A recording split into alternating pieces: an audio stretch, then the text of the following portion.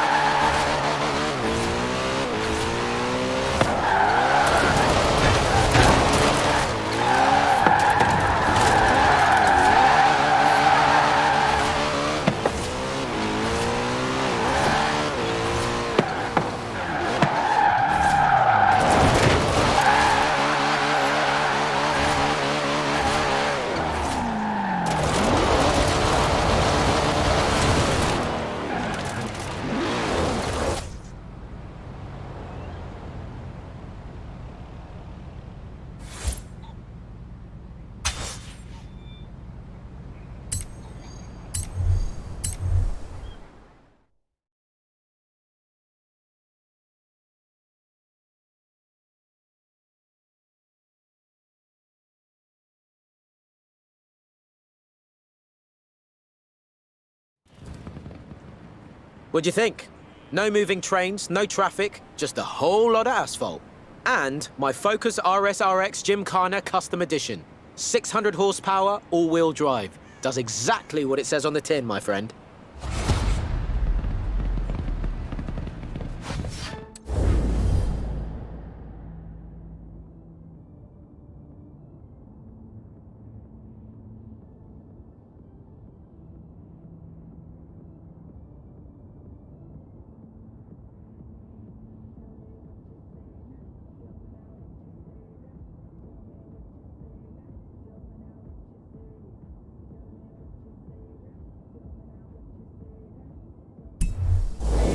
Go on, use your imagination. Just don't hit anything.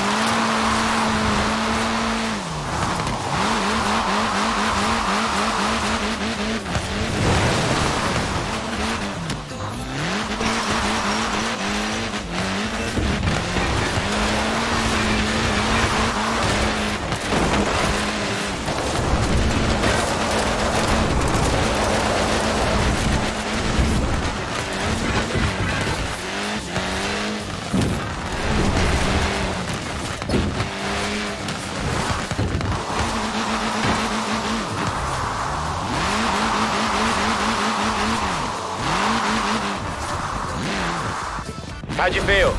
Yeah, I bet you do. You can give me the keys back now. Just give me... Holding on a bit tight there, can I just... There we go. See you again soon.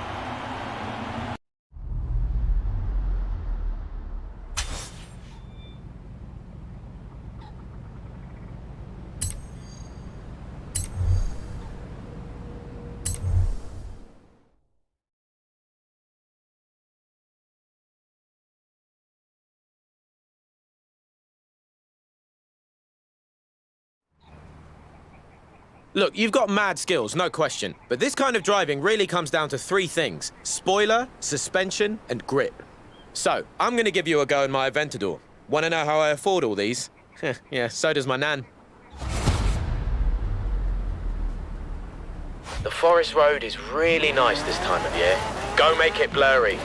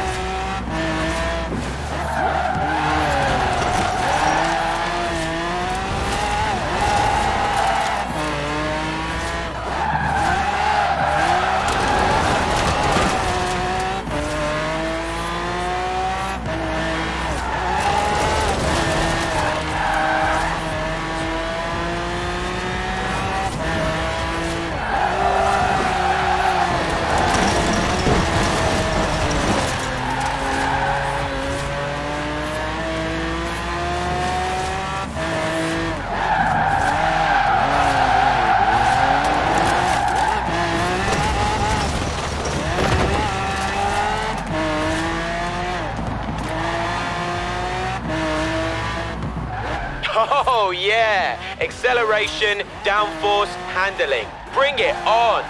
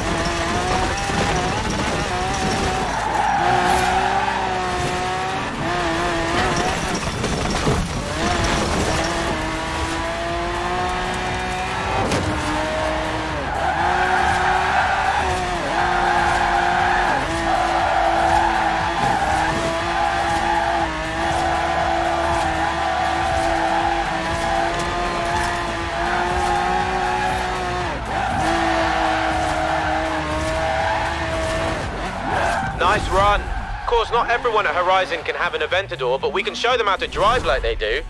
And for those of us who actually do have Aventadors, it's even better, isn't it?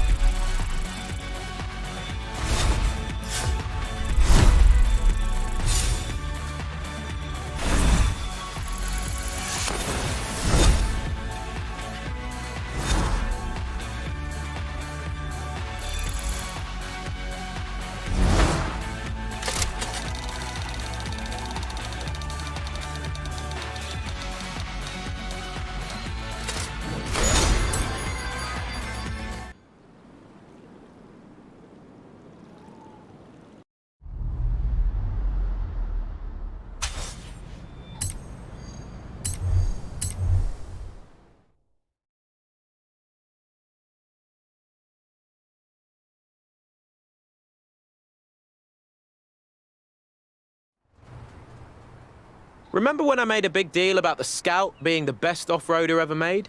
I think I might have found something even better. 2016 Jeep Trailcat. Stiffened suspension, full roll cage, and get a load of those fat wheels. Oh, I can't decide. Will you take it out and help me pick a favorite? Go. See what you can make it do. I need a second opinion.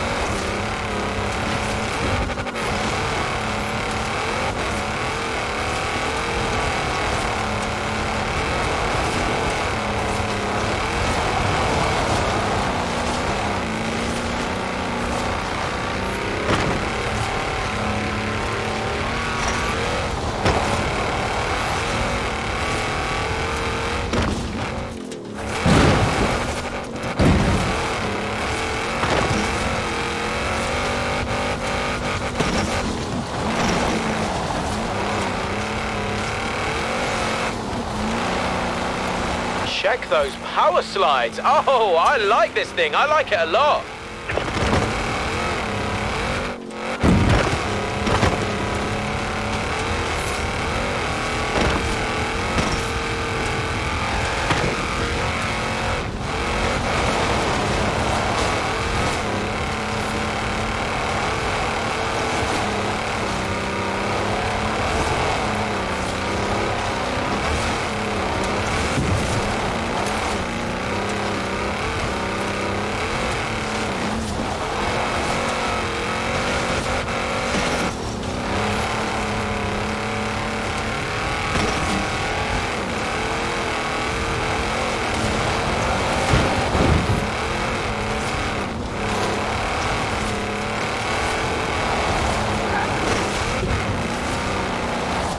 Nice. All right, I've decided. You ready?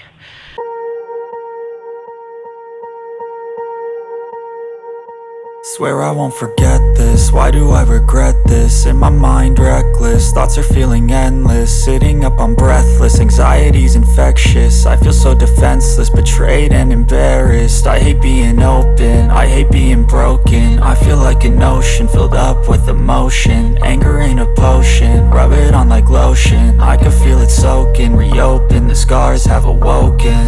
I can't move on till I let go. I feel so lost, never at home. Need to be strong, every breath hope. Cause I can't move on till I let go. I can't move on till I let go. I feel so lost, never at home. Need to be strong, every breath hope. Cause I can't move on till I let go.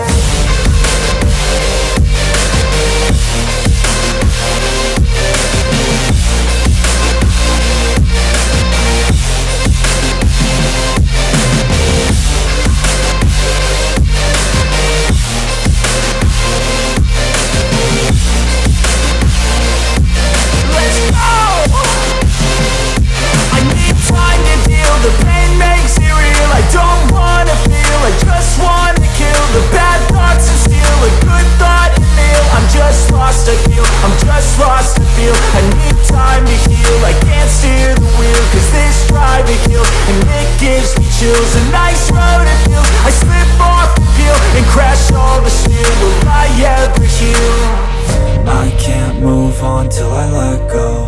I feel so lost, never at home. Need to be strong, every breath hope. Cause I can't move on till I let go. I can't move on till I let go. I feel so lost, never at home. Need to be strong, every breath hope. Cause I can't move on till I let go.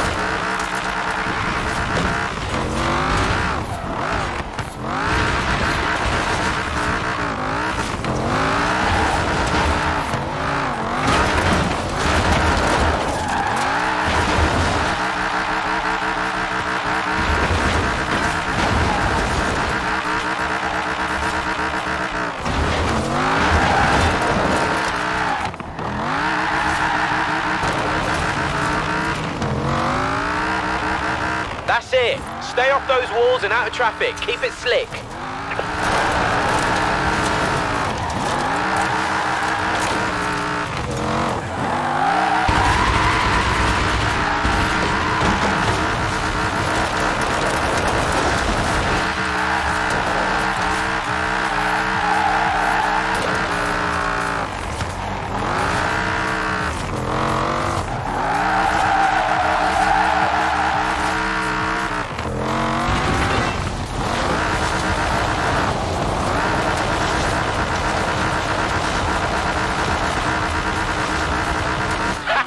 Yes! I don't know which is deadlier, you or the Viper.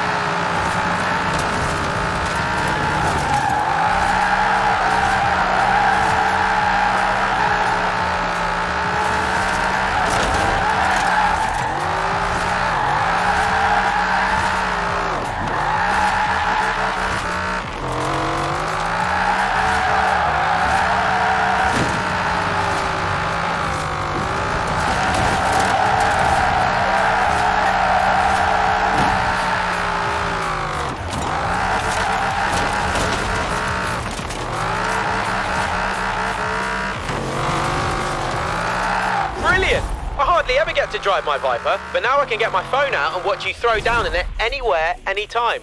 Sorry, but I can and I will.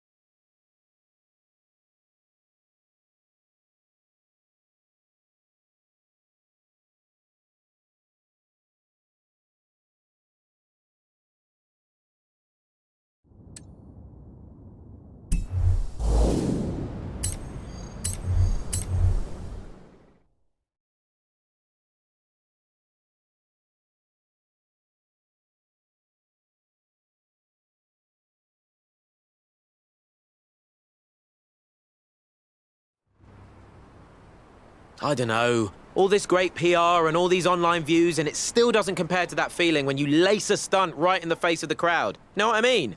Time to go back to basics. This is my GTR, the Black Edition. I want you to take it down to the festival and blow some freaking minds, because that's what we do.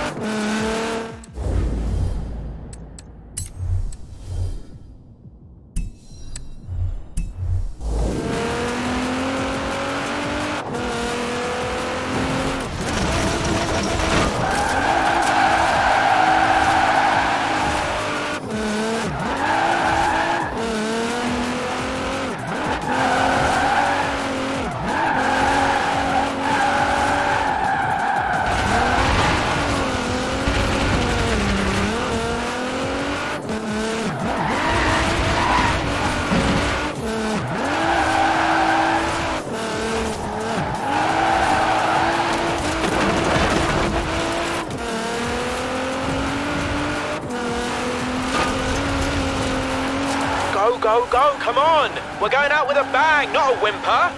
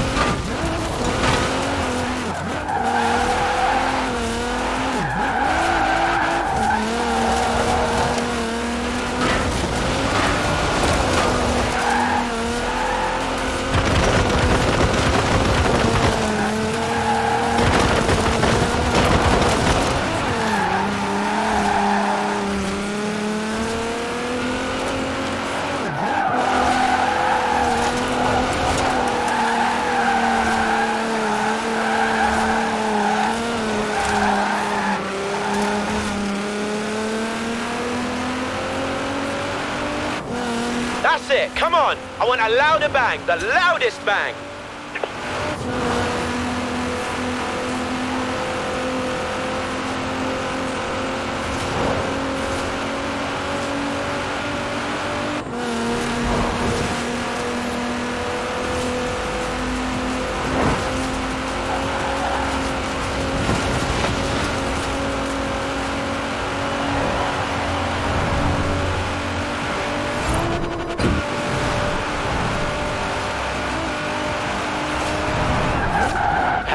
Thanks a lot. And because you've been so amazing, I figured you might as well keep the car this time. Nah, I'm kidding. It's definitely mine. But you can come down and borrow any of my cars anytime you want. What are you talking about? Of course you can.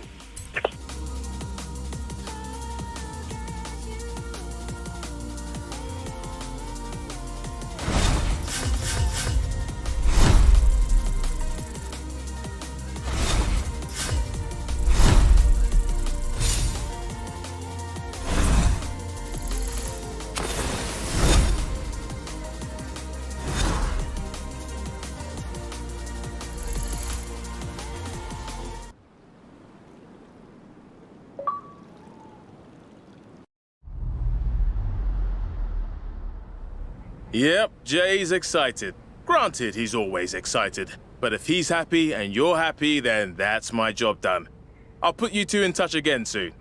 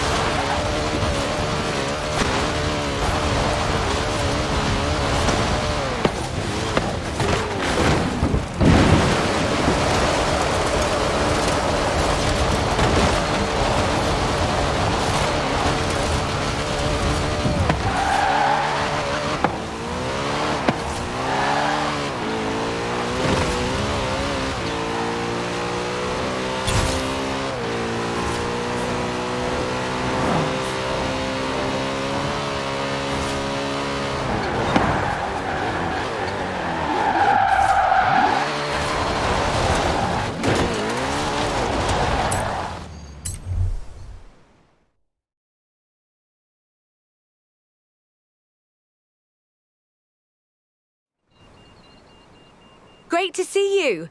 We're shooting a documentary about car culture in the UK, and I need a second driver. You've made a name for yourself, and it would be great to have you aboard. It's simple.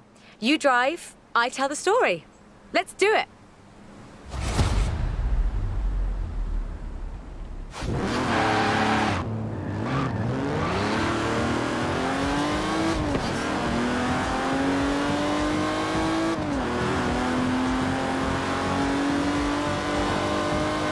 From Aston Martin to McLaren and Bentley, Great Britain is home to over a century of automotive excellence.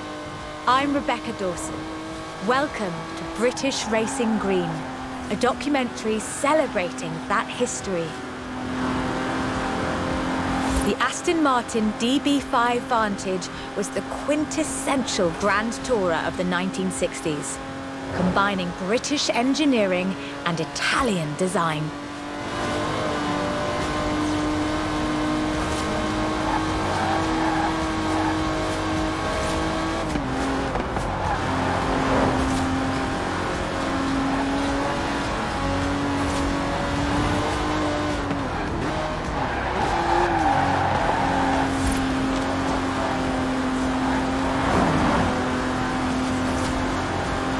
The Vantage featured side-draft carburetors and a refined camshaft profile, capable of a blistering top speed of 162 miles an hour in 1964.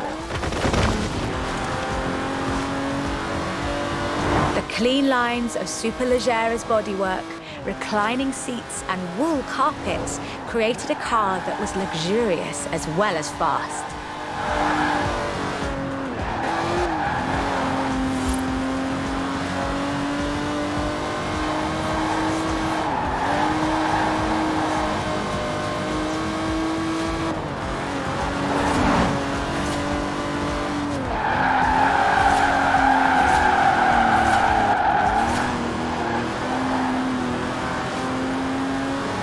This car would form the basis for the DB range, with later cars improving on the design in many ways. But none would ever achieve the sheer iconic perfection of the Vantage.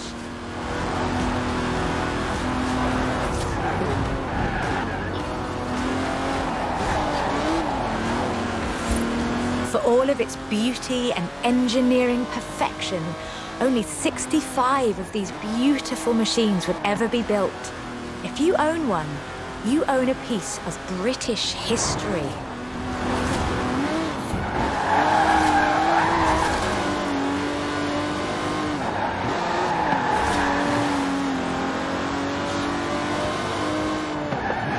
The silver DB5 would be immortalized in half a century of cinema.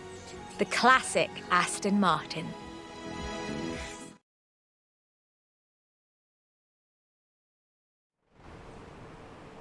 But in 2016, a new DB was unveiled, heralding the dawn of Aston Martin's second century.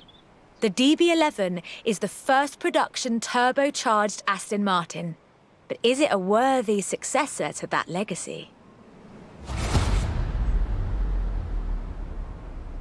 The short answer is yes. It's bold, responsive, and agile, with perhaps the best GT chassis in the world. And listen to it.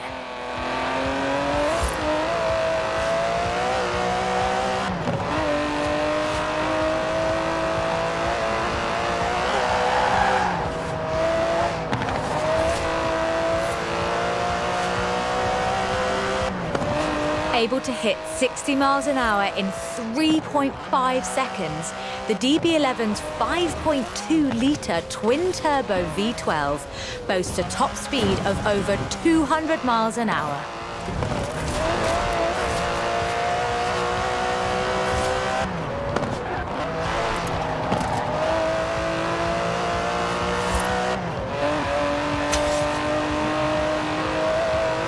The DB11 is not the fastest car in the world, but then it's not trying to be. It's sophisticated, effortless luxury. It's an Aston Martin.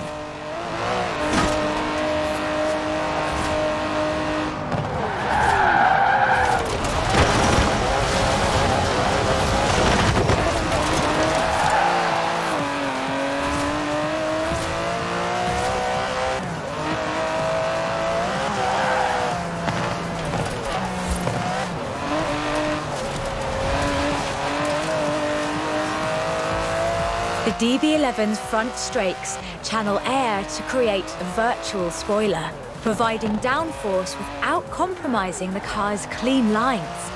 Brilliant.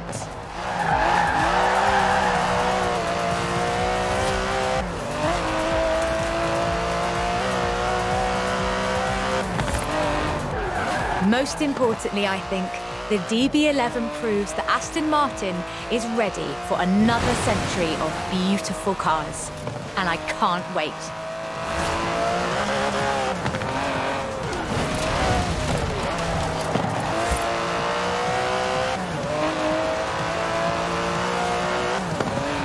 Beautiful as they are, Aston Martins are only one of many cars made in the United Kingdom. Let's see what else is out there.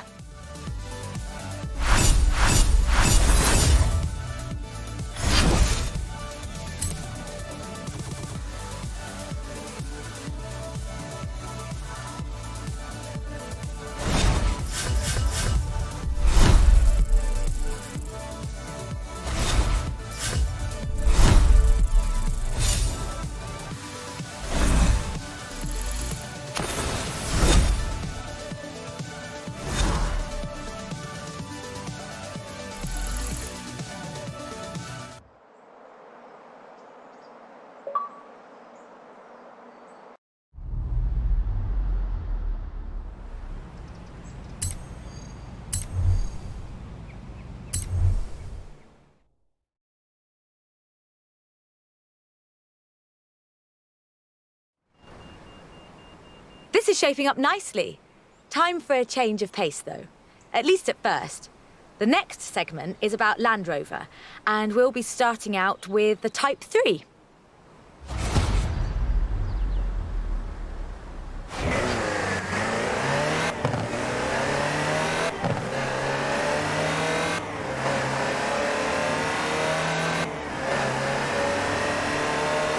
Land Rover, the British sports utility vehicle.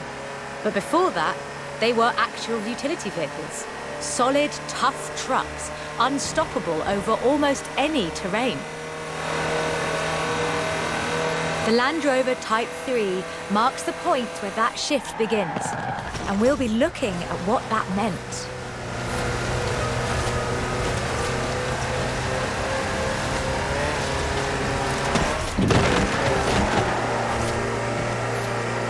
Land Rovers have taken on almost every task imaginable. They've been generators, tractors and ambulances. They've brought peace and carried medicines to disaster zones. They've even been buses. Over 500,000 Series 3s were built, and over 70% of those are still on the road today. They were extensively exported and built under license abroad. Belgium, South Africa, even Australia and New Zealand.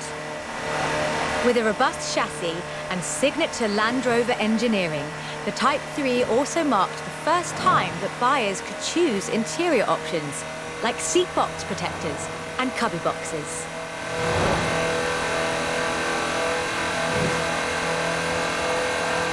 That trend continued. And by 1982, Land Rover were offering the county spec Type 3. Leisure drivers could choose from such luxuries as all-cloth seats, soundproofing, and tinted glass. The trend was increasingly clear, and the future of the Land Rover was starting to take shape. If you squinted, you could already see the shape of the first sports utility vehicle, the Range Rover.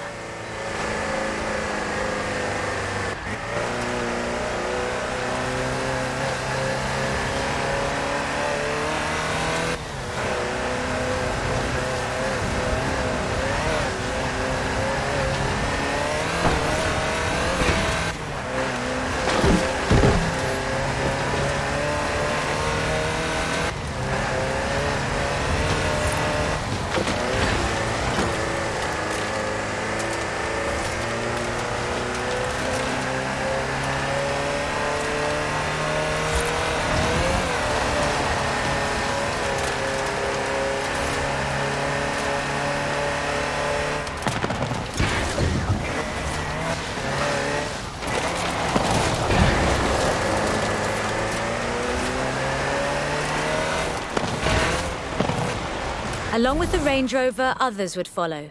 Discovery, Defender, and the Freelander. Each a more sophisticated and enjoyable utility vehicle. But none of them were a replacement for the Type 3. They were a different kind of car.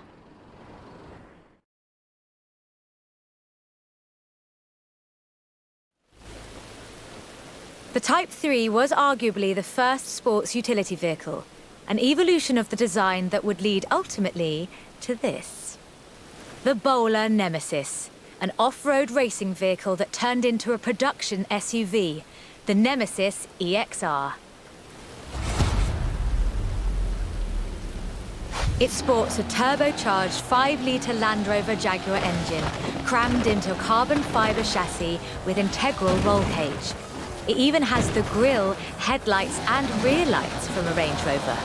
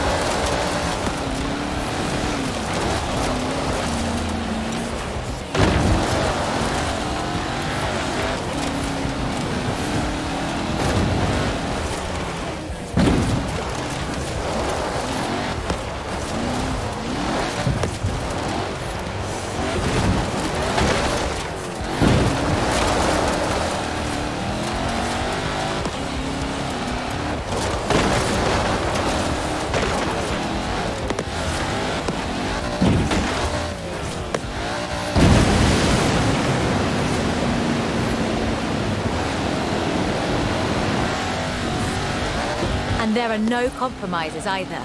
With a 0 to 60 time of an unreal 4.2 seconds, all-wheel drive, and the ability to corner near instantly, the Nemesis provides adrenaline and sheer terror in equal measure. This is an all-terrain supercar. That's the only fair description for this. But that's what you get when you build an SUV with Land Rover DNA.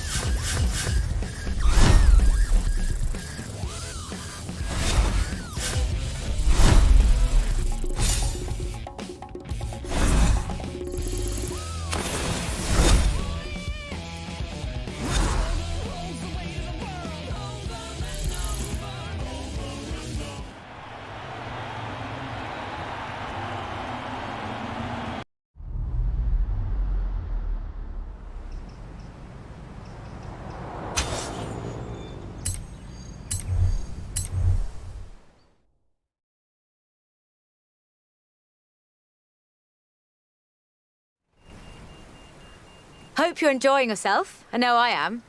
It's great to be able to just focus on telling the story while someone else handles the driving for once. Let's get to the next one. This time, it's Lotus.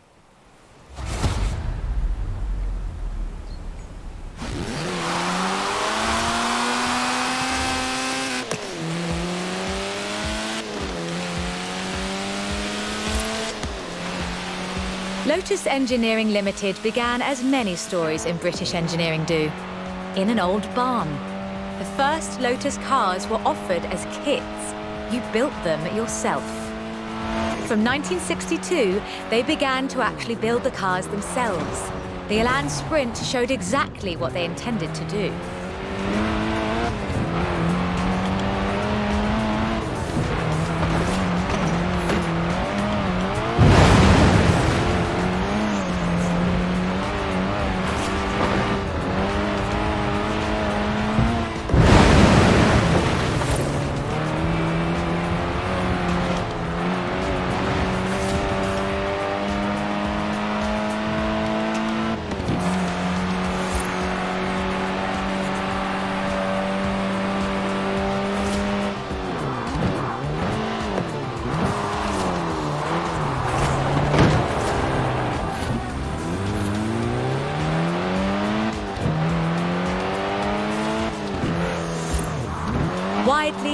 as one of the greatest sports cars of the 1960s, the Elan would be closely studied and emulated, inspiring such masterpieces as the Mazda MX-5.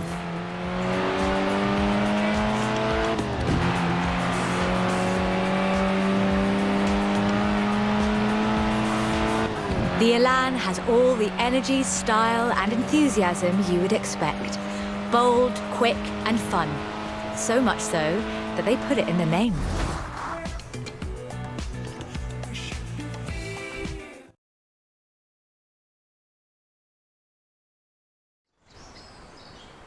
The Elan Sprint was a financial as well as an engineering success for Lotus, validating their approach to design and resulting in a whole family of light, agile roadsters. Which brings us to this, the Lotus Exige. It's heavier than the Elan, admittedly, but it's faster. Much, much faster. Touch the pedal, the Exige responds with instant, relentless acceleration, as you'd expect.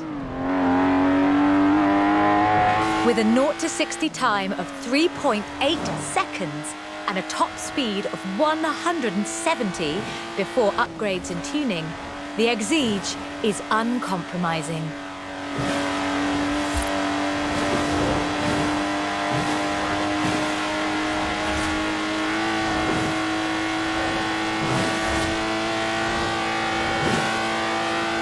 And there's no power steering, so you can really feel the road. A genuinely thrilling drive, and one that isn't afraid to demand you take it seriously.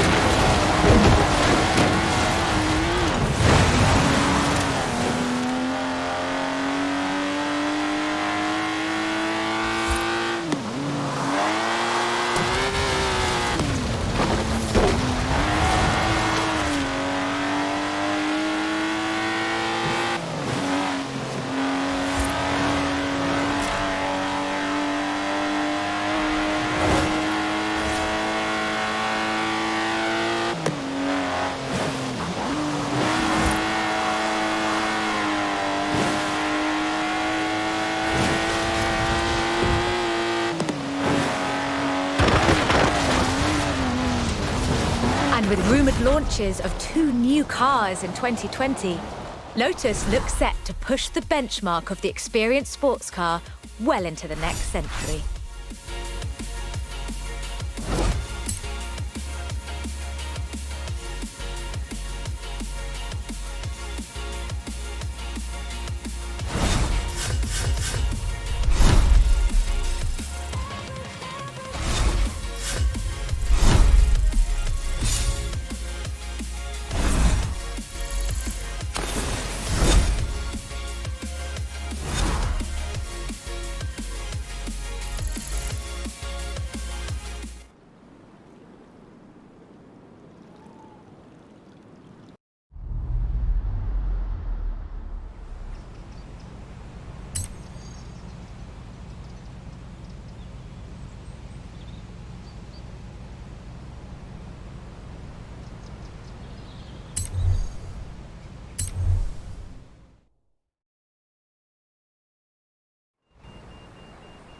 Done much rallying? That's a joke. We've all seen what you've been up to. We're doing the next bit on location. You'll see why when you get there.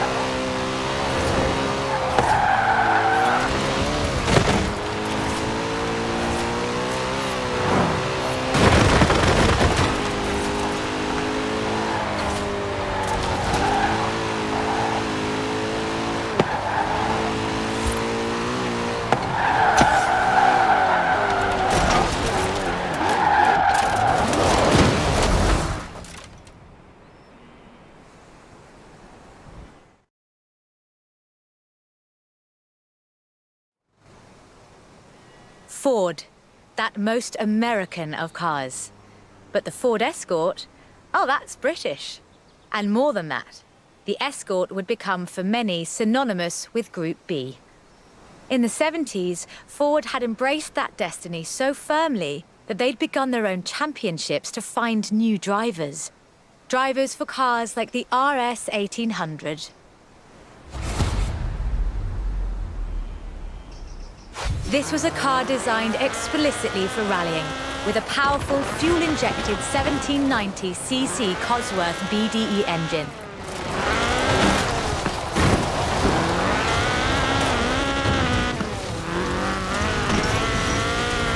Homologation rules required that all cars entered into the group be production, so Ford built 200 of them.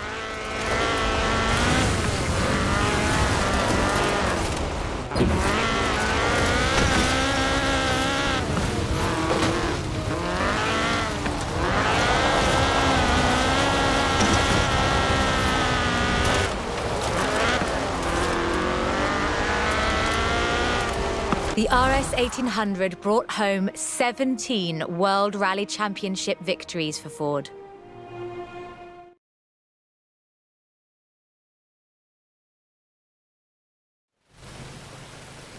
So, of course, Ford set out to design a better one. The RS 200 Evolution was their answer. A purpose-built rally car designed to do one thing: win Group B. With a 1.8 turbocharged Ford Cosworth BDT engine and all-wheel drive, the RS200 had perhaps the best suspension platform of any car of its era. The chassis was fiberglass from Reliant, and the massive Ford parts bin was raided to give the car that iconic look.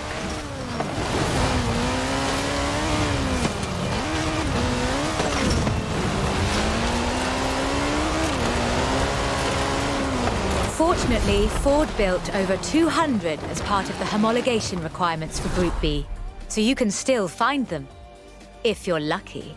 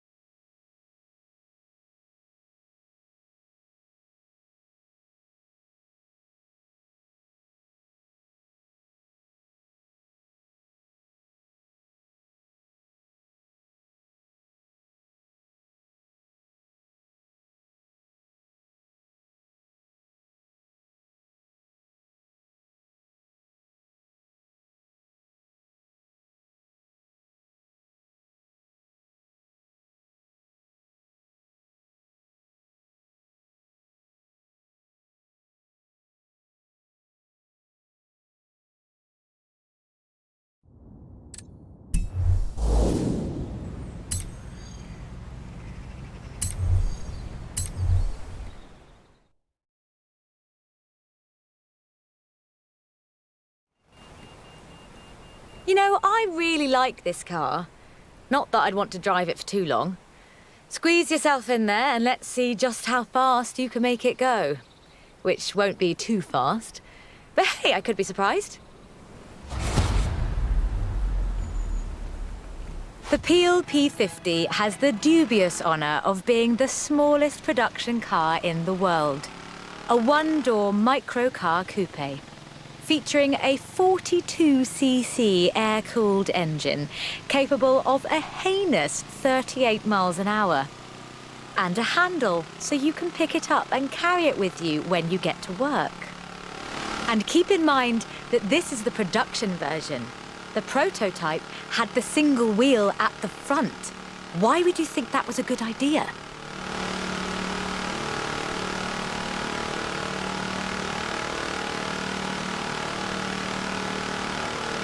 In 2010, though, production restarted at Sutton-in-Ashfield.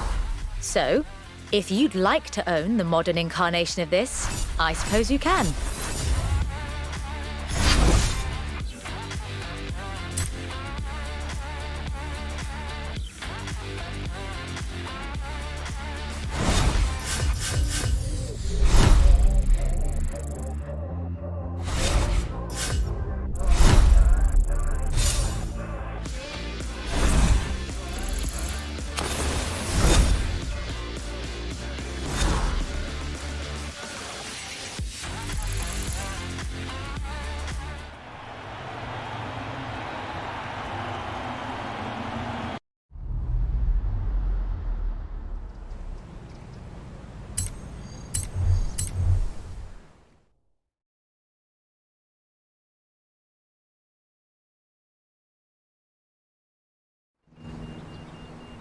Hey there!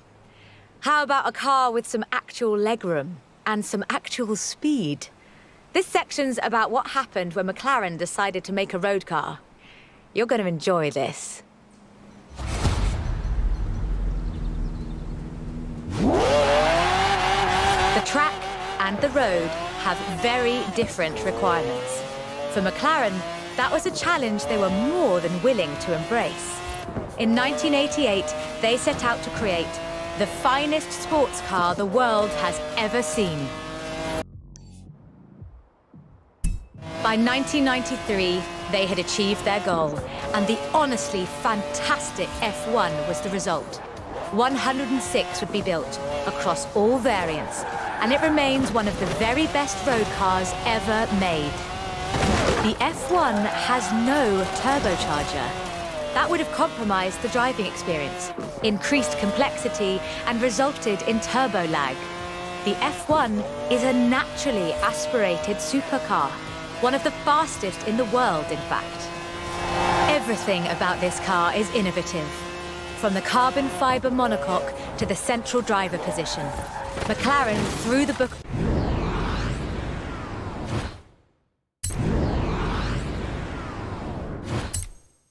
away when they designed the F1.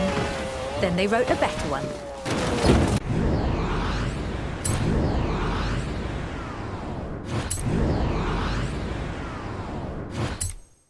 The F1's monocoque chassis is incredibly lightweight, only 100 kilos all told, which posed a significant challenge because carbon fibre and fiberglass aren't great insulators.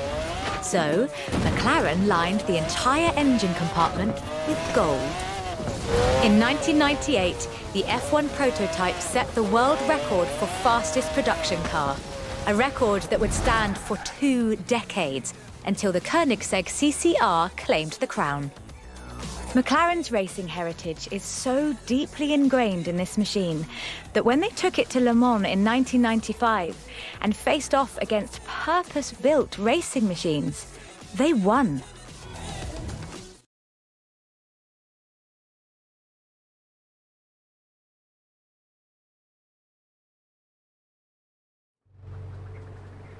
So, with something like the F1 to live up to, where do you go next? Well, you throw the book away again and write an even better one. The result is the McLaren P1, a hybrid electric sports car that stands head and shoulders above the F1. The P1 GTR will hit 60 miles an hour in 2.4 seconds. That's 0.7 seconds faster than the F1. That's an eternity for a supercar.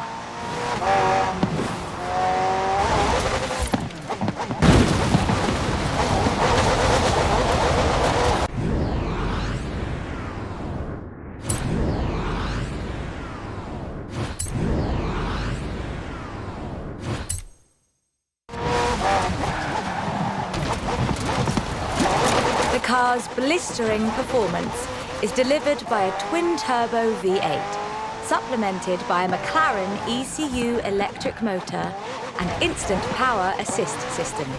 And they do mean instant.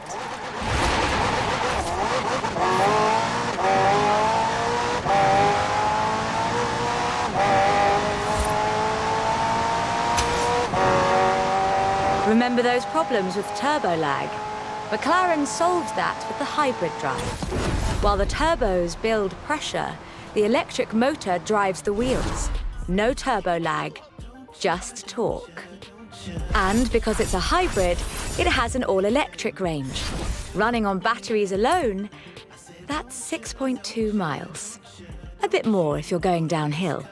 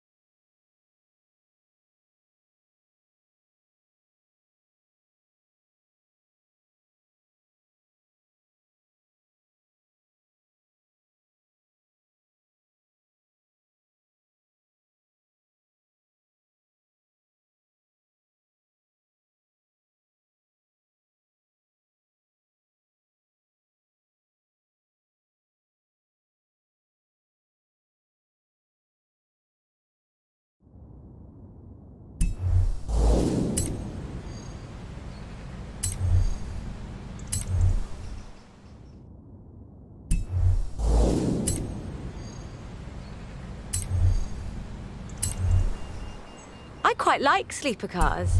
Did Alex ever tell you the story of what we got up to in Colorado? There was this sleeper car competition, you see. I quite like sleeper cars. Did Alex ever tell you the story of what we got up to in Colorado? There was this...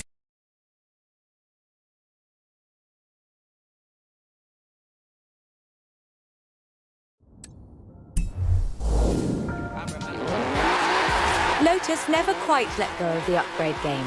So in addition to building their own supercars, they upgraded cars from other marques too. The Lotus Carlton was one such aftermarket upgrade. Lotus took a respectable four-door Vauxhall saloon and turned it into a supercar. From the outside, there are a few signs that this is something special. Wider wheel arches, that sort of thing. But under the bonnet, that's where the magic starts.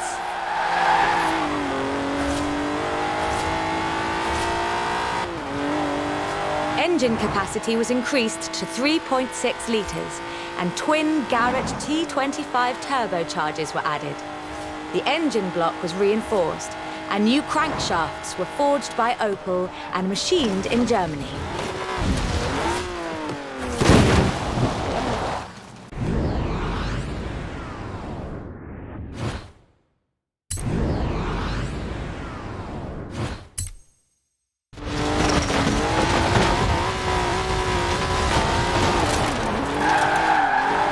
The tyres were widened, and the tyre compound from the Lotus Esprit was used. To handle camber change issues, they put in the self-leveling suspension from the Opel Senator.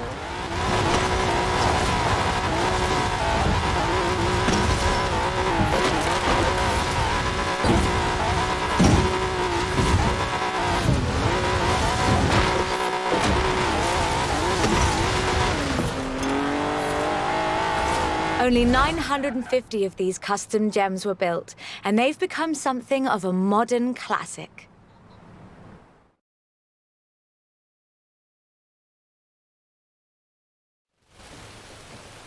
The Lotus Carlton was an example of how to turn a saloon into a supercar, but that's not the only thing Lotus got up to. In 1979, Chrysler approached Lotus to create a strict rally version of their Sunbeam three-door hatchback. Lotus, as you might imagine, rather enjoyed the challenge. They took the rear-wheel drive hatchback and changed everything that matters. They stiffened the suspension, improved the anti-roll bars, and widened the transmission tunnel.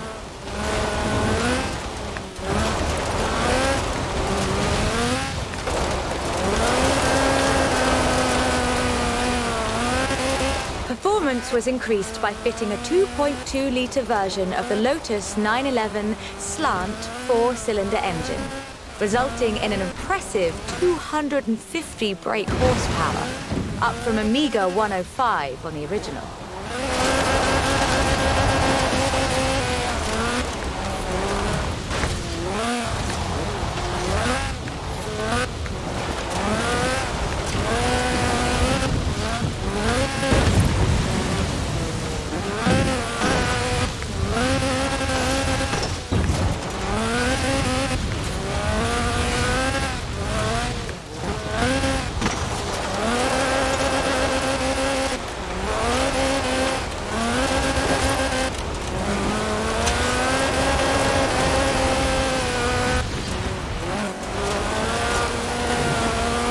It almost makes you wonder if Lotus should do more conversion. That's a silly question, actually. Lotus should do more conversions. In fact, I'll call them right now.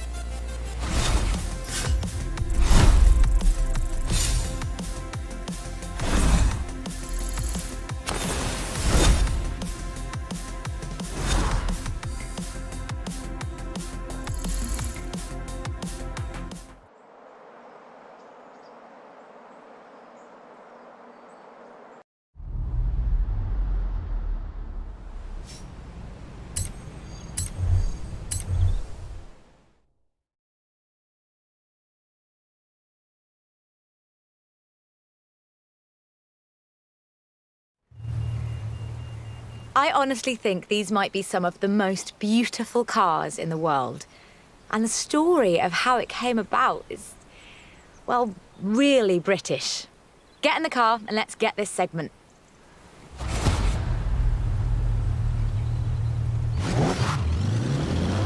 Jaguar is a bit of a favourite of mine.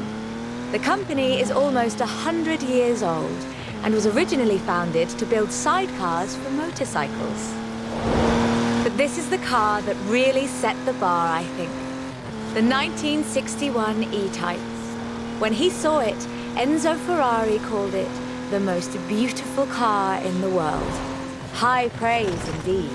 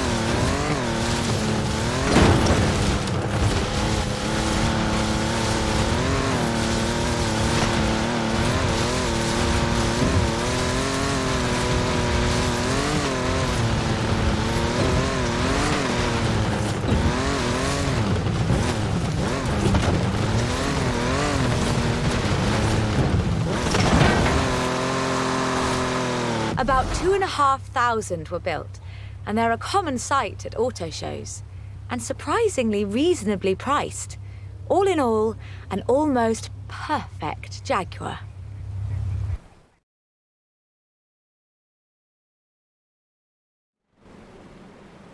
The E-Type was the successor to the Le Mans winning D-Type, but what would that look like if Jaguar designed it today? In 2013, Jaguar answered that question with the F-Type Project 7, a spiritual successor to the E-Type, and designed from the ground up to be the purest, most enjoyable Jaguar yet. The car's heritage is proudly displayed in the gorgeous D-Type curves and the distinctive aero hunch behind the driving position. But like the E-Type, it's not just a pretty face.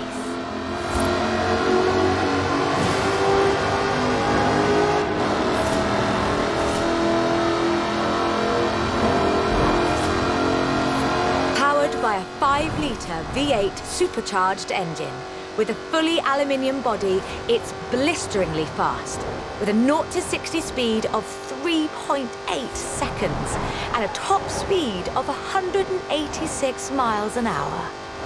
A car as beautiful as this must surely have been a carefully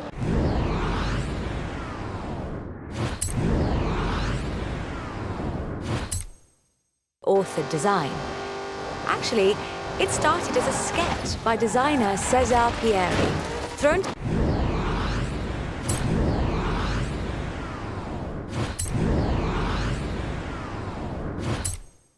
together one Friday in his free time.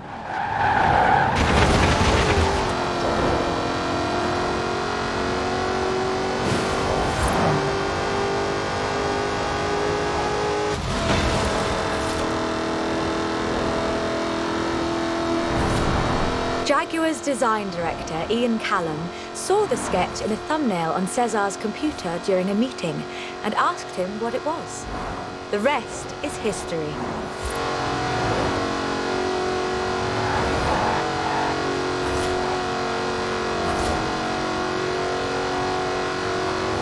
"250 Project 7s were built, as both a successor to the E-Type and as a celebration of Jaguar's victories at Le Mans.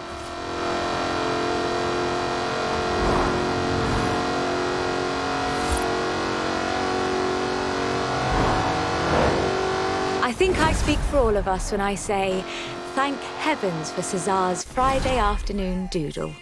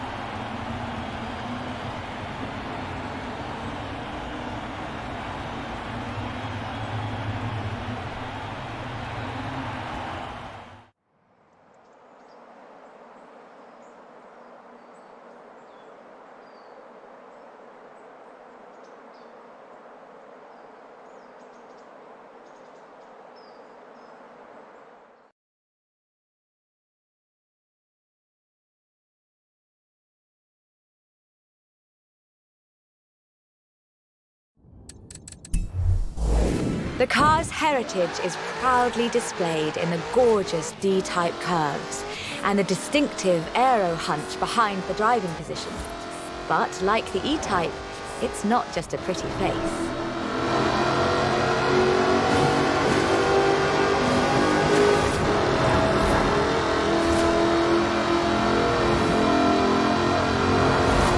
Powered by a 5-litre V8 supercharged engine, with a fully aluminium body, it's blisteringly fast, with a 0 to 60 speed of 3.8 seconds and a top speed of 186 miles an hour.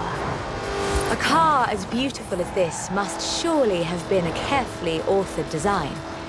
Actually, it started as a sketch by designer Cesar Pieri, thrown together one Friday in his free time. Jaguar's design director, Ian Callum, saw the sketch in a thumbnail on Cesar's computer during a meeting and asked him what it was. The rest is history.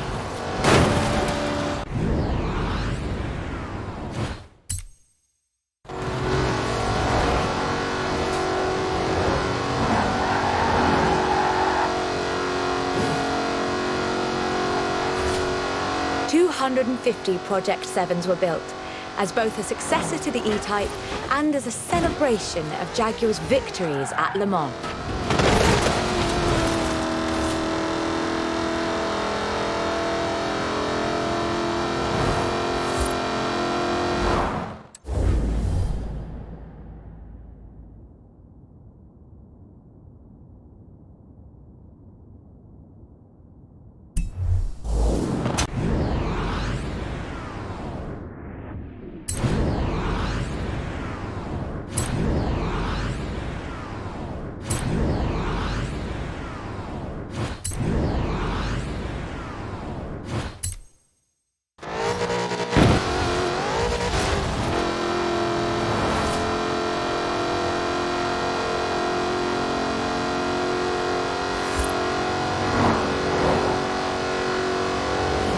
I think I speak for all of us when I say, thank heavens for Cesar's Friday afternoon doodle.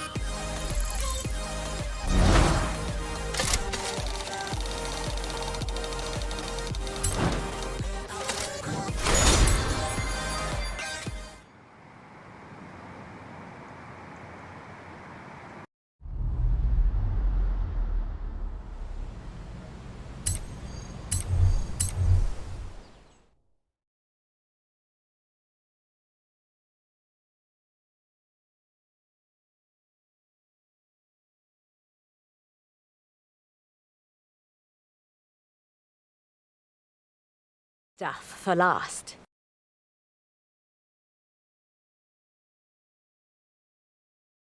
Let's nail this one.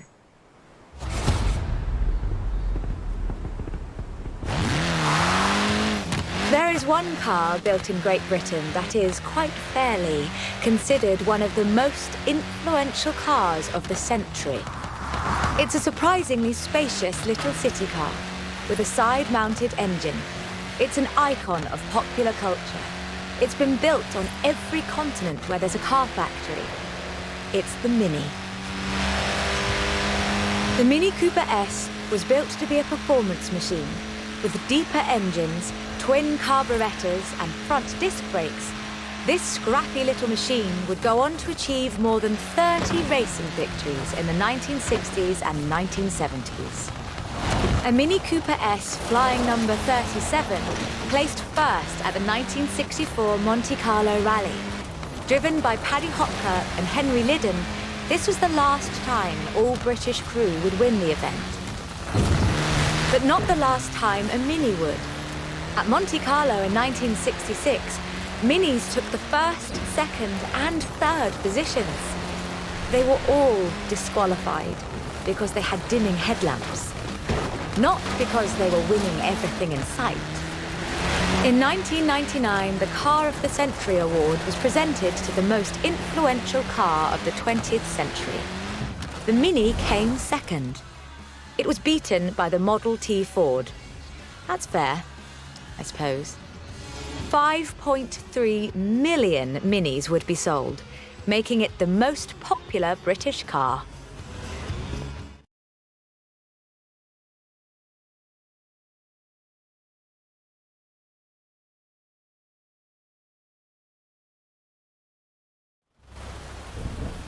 And then, in 2000, BMW resumed production of the Mini, breathing new life into the iconic marque.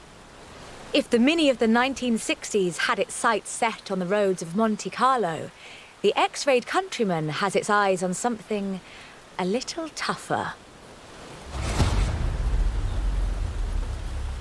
The deserts and rough terrain of the Dakar, for starters. A wit once said that the only thing Mini in this monster was the pedal. That's rather missing the point, I think. The X-Rayed Countryman is much, much bigger than the Mini Cooper. It has to be. A stage of the Dakar demands literally tons of gear. You could call it a tank. It does rather sound like one.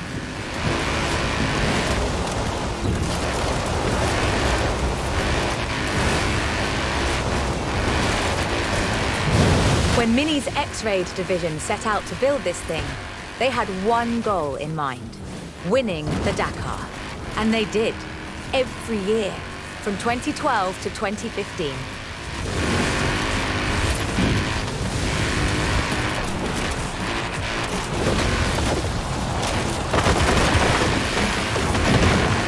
It's designed to be driven for 2 weeks over deserts and badlands, 5 kilometers above sea level.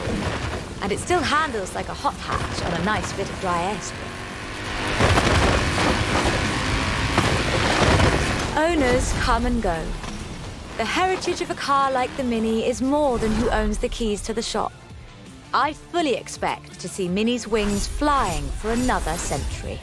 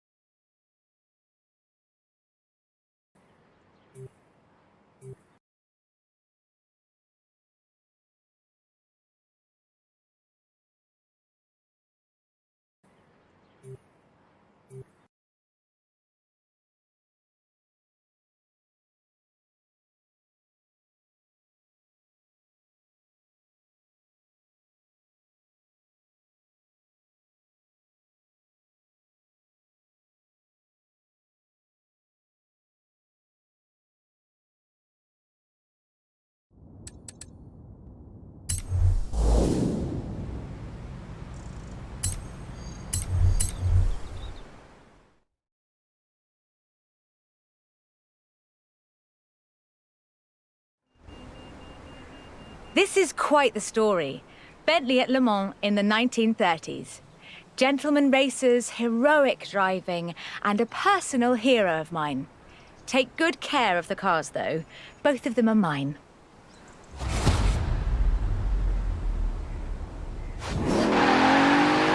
Bentley, a company founded in 1919 in Cricklewood, North London, and purchased by Rolls-Royce in the 30s.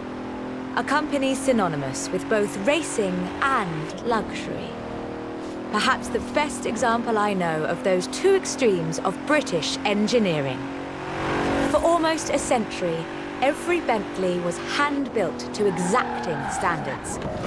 So at the beginning of the 21st century, when Bentley revealed their first mass-produced car, there were a great many questions.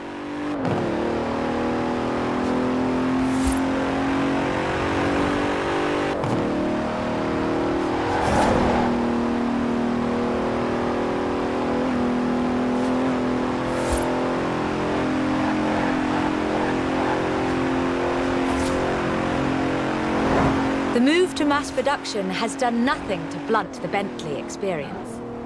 The 2017 Continental Supersport is responsive, fast, and beautifully designed.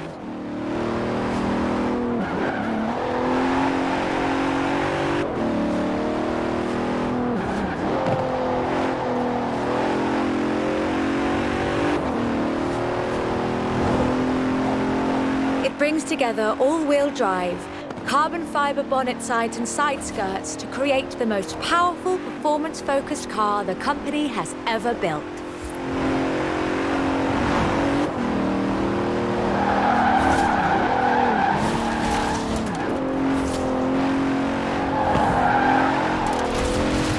But never forget, Bentley's pedigree is racing, and the Bentley Continental embraces that. In 2007, a largely standard Continental Speed GT broke Bugatti's record for the flying kilometre on the frozen Baltic Sea. Are you all right? Take a moment, then let's do that bit again.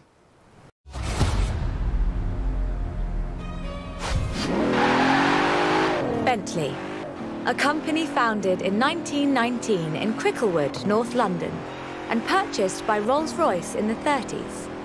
A company synonymous with both racing and luxury.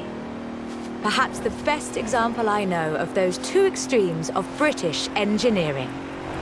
For almost a century, every Bentley was hand-built to exacting standards. So at the beginning of the 21st century, when Bentley revealed their first mass-produced car, there were a great many questions. The car was the Continental GT, an elegant grand tourer that combined a racetrack pedigree with exquisite style and all the power you could need.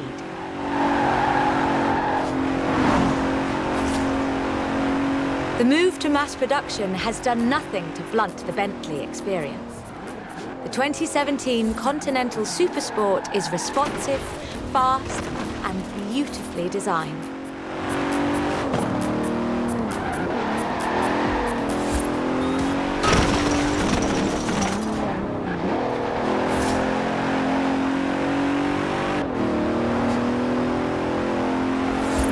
It brings together all-wheel drive, carbon fibre bonnet sides and side skirts to create the most powerful performance-focused car the company has ever built.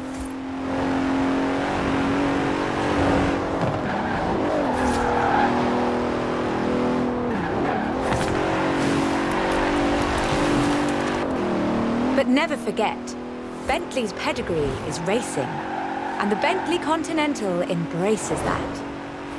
In 2007, a largely standard Continental Speed GT broke Bugatti's record for the flying kilometre on the frozen Baltic Sea. And then in 2011, they broke their own record. 205 miles an hour, both ways, on ice.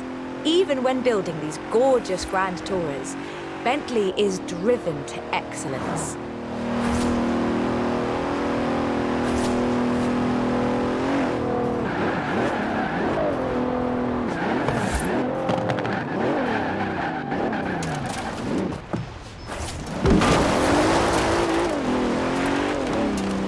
Today, Bentley means modern, peerless luxury and elegance. But that's far from the full story.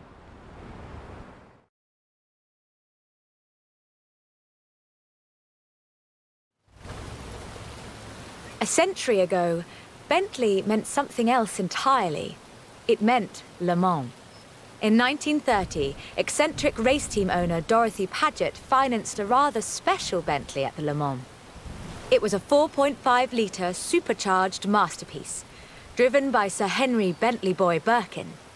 It posted the fastest time on the day, but it failed to finish.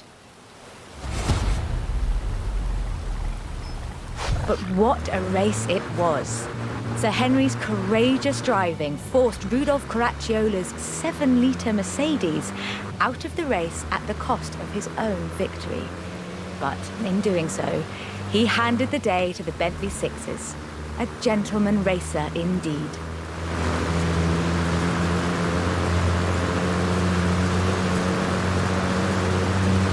Sir Henry knew he didn't have anything to prove. In 1929, the adventurer Mrs. Mary Victor Bruce had already driven the resolutely modern 4.5-litre Bentley at Montlhéry, setting distance, speed and endurance records. The Bentley's performance so annoyed Ettore Bugatti that he called it the world's fastest lorry.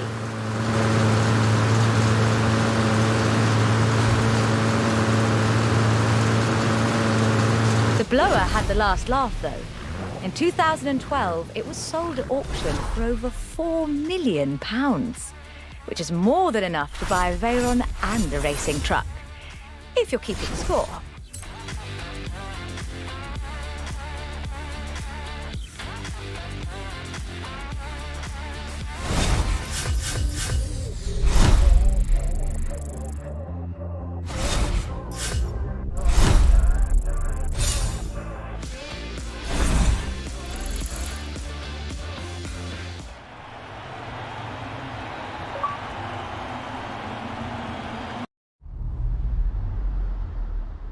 Like I told them, can't make a film about car culture around here without you in it, can they? I'll let you know if they need you back.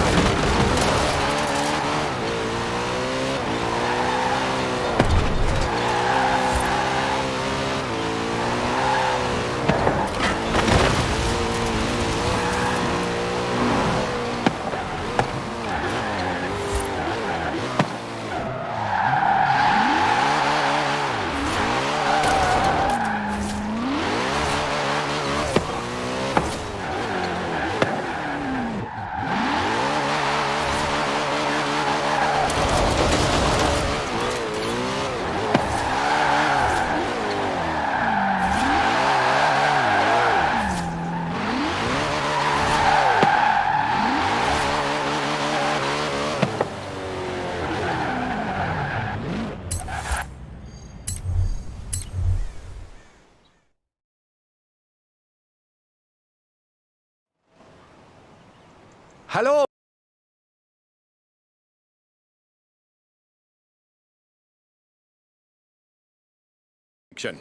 Now, this is a BMW Isetta. For its size, it is deceptively powerful and also highly maneuverable, though I think perhaps not so maneuverable for the claimant who delivered theirs into the back of a furniture truck. So, if you would please test the Isetta's ability to navigate traffic whilst avoiding collisions. For the experiment and for your own safety, of course.